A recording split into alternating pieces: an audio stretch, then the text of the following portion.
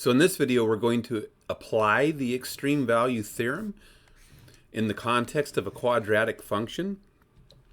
So remember from video 1, the extreme value theorem says that if we have a function that is defined over a closed interval from a to b, that we're guaranteed the function is going to have a maximum value and a minimum value on that closed interval.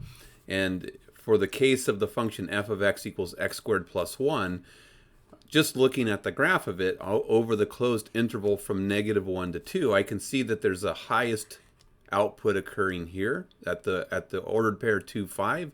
F of 2 equals 5. 5 is the maximum value on that closed interval. So it's the global maximum over the closed interval.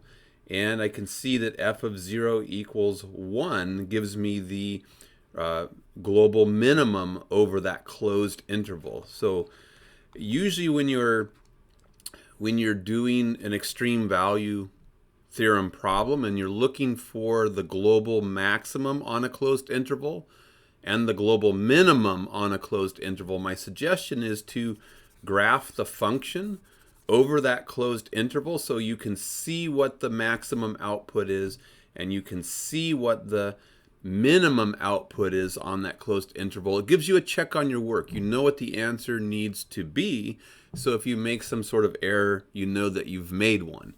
So there's a 4-step process for finding the extreme values or finding the extrema on a closed interval using the extreme value theorem.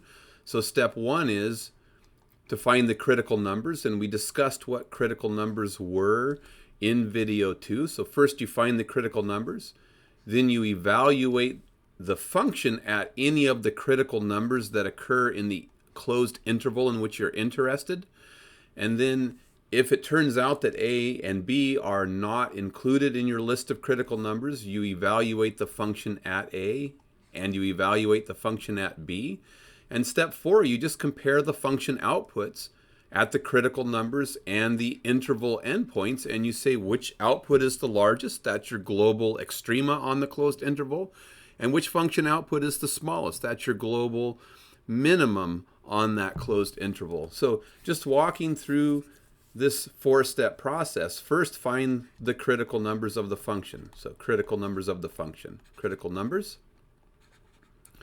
And remember, the critical numbers are going to be the places where either the derivative is equal to 0 or it doesn't exist. The idea is that relative extrema occur when the tangent line is equal to 0 or the tangent line is undefined in the cases where we have a sharp cusp.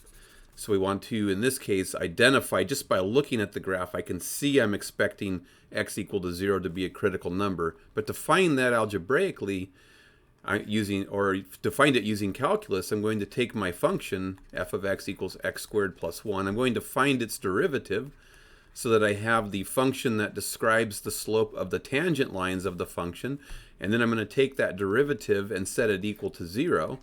And I get x equal to 0 is a critical number. So that's step 1 in the 4-step process. Step 2 is evaluate the function itself at that critical number. So you plug in 0 squared plus 1 and you get 1.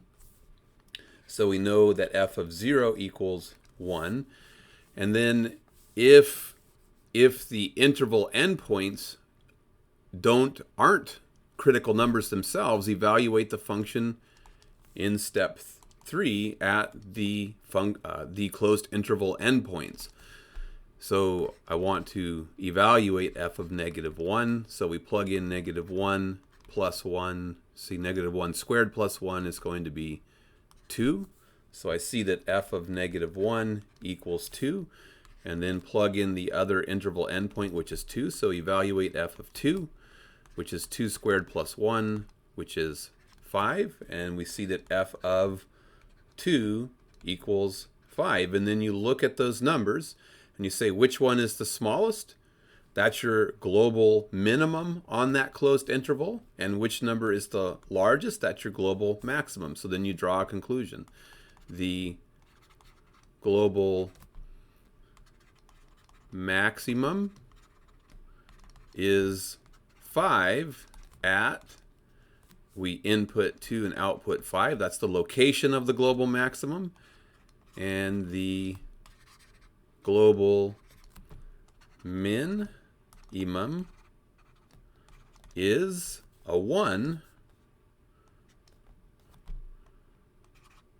at input 0, output 1. So depending on what the problem's asking you to report, you may just need to report the value of the maximum. You may need to give the location of the maximum.